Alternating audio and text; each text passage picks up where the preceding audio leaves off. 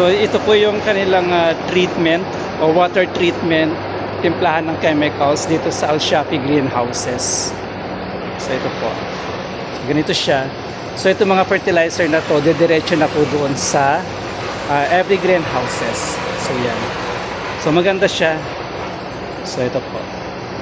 So ito yung kanilang chemical areas. So lahat ng mga chemicals, fertilizers, dito po sila naka-store. And also the treatment, water treatment is here.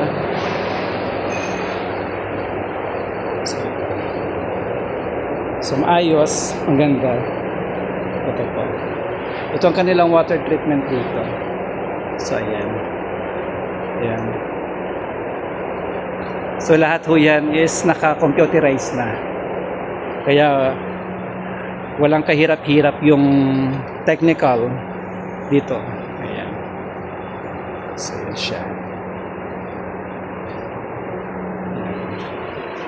So, ito po si Edward, siya yung namamahala dito.